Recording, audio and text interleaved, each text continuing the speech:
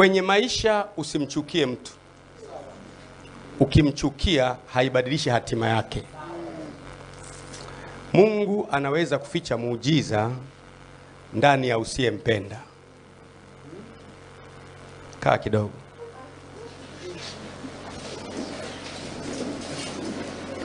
Mungu ana desturi, mtu ambaye humpendi, kumbe yule ndiyo muujiza wako unaanzia kwake.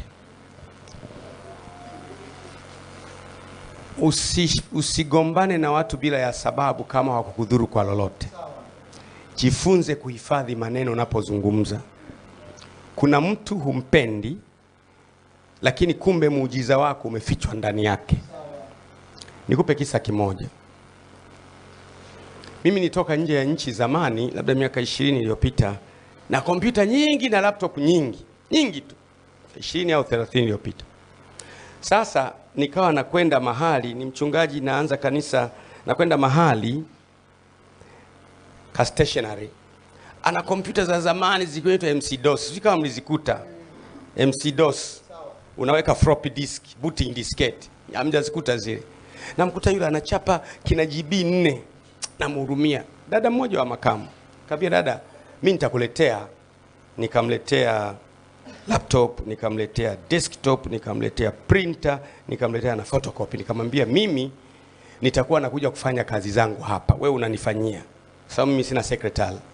Uwe tu unanichapia bure. Siku nitakazotaka vitu vyangu hivi unipe. Sasa. Kwa hiyo nakwenda chapa. Baada ya miaka 2, nakwenda karibu mara 2 kwa siku. Baada ya miaka 2 nikaona sasa nahitaji kuvichukua vile vitu. Nikaenda kwa yule dada wa makamu. Kaambia dada, naendeleaje? Nichapie vitu akachapa kama kawaida. Baadaye nikamwambia dada, ninakupa wiki 2. Vile vitu vyangu nataka sasa kufanya nini? Kuvichukua. Akaniambia vitu gani? Nikasema vile laptop na akasema uliwahi kunipa vitu wewe? Lini? Wewe nitaita polisi. Live na ameweza kunichapia. Nitaita polisi mimi, acha mambo yana. Hajui kama ni mchungaji lakini hanijui. Anajua tu ni kaka fulani ni mwema, amenisaidia. Nitaita polisi. Akaanza anamuuliza mwenzake, "Una namba ya simu ya nani ya polisi?" Nikamwambia dada basi. Nikachukua karatasi zangu nikaondoka. Ikapita miaka 5. Ikapita mingapi? 5. Kulikuwa na kaka mmoja kanisani, jina lake anaitwa Legan. Kijana mwaminifu, mfanyabiashara mwenye pesa nyingi. Akaniambia, "Baba, mimi nataka kuoa. Lakini kabla sijaoa, nataka mchumba wangu mfahamu, tuombee." Umejua nini kitatokea Nikamwambia, "Bwana, mimi mimi baba nataka kwa sababu yeye ni mwaminifu. Njoo naye ofisini." Kaja naye ofisini. "Hodi baba." Saa 8. Fungua mlango. Anatokea ni yule dada aliyenidhulumu vitu vyangu. Hakujua kwamba mimi ni mchungaji. Yule kaka anafungua mlango, anamwambia, "Karibu ndani baby." Anaingia nakutana mimi. Akasema, "Da." Akapiga mikono. "Hamna kitu hapa." Akaondoka. Yule kaka anamwambia, "Nini? Kuna nini kinaendelea?" Ananiuliza, "Baba, kwani kuna nini?" Nikamwambia, "Mfuate. Mimi nimemkumbuka. Mfuate." Anamfuata, anasema, "Hamna bwana, hapa hamna ndoa, hamna kitu hapa." "Kwani nini?" Hamna kitu hapa. Hamna ndoa hapa, hamna kuoana hapa." Baadaye akamkamata, "Bwana, twende." Akamvuta. Akakaa hapo. Akaniuliza yule kijana, "Baba, kuna nini?" Nikamwambia, "Kwambie."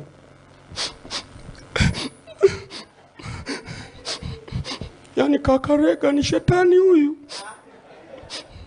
Yaani huyu mimi sikujua kwamba ni mchungaji. Aliniletea vitu vyake. Akanipa bure, nikatumia miaka 2. Baadaye nikamdhulumu. Nisamehe jamani. Nisamehe." Mimi nimetulia tu. Nikamwambia, "Unatubu au unatoka ndani ya tatizo?" Unatubu au umepata njia ya toba ya kutoka ndani ya tatizo? "Natubu. Tena naomba unibatize na kubatiza kabisa. Mimi ni mKKT aliyeokoka." Nikasema mimi mwanangu kubatiza itakuwa ngumu sana. Yaani uliofanya yameumiza moyo wangu. Nitakutafutia mtu akubatize. Hapana, kama umenisamehe unibatize. Unaona muujiza wake wa kuolewa inabidi apite kwangu aliyenidhulumu.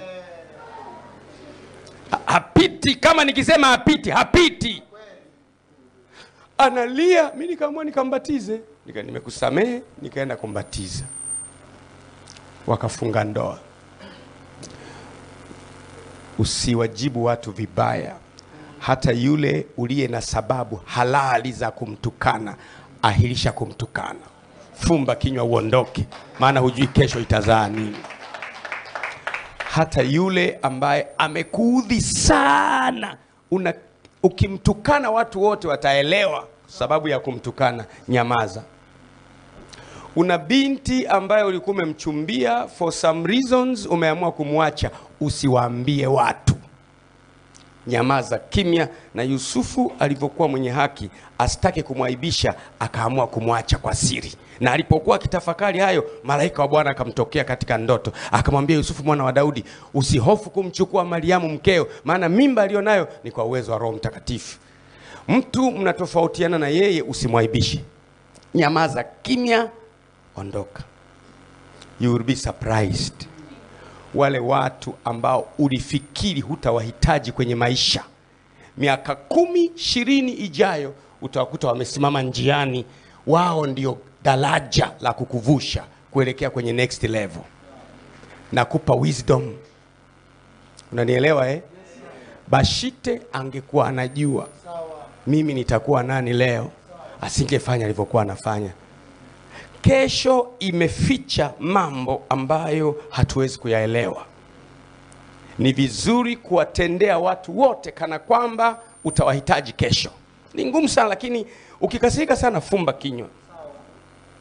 Mimi watu wananijua, siku siongei sana ndio nimekasirika sana. Fumba kinywa. Hekima kubwa kuliko yote duniani ni kunyamaza.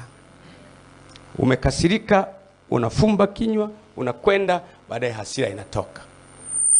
Inamisha kichwa nikuombee sasa. Baba,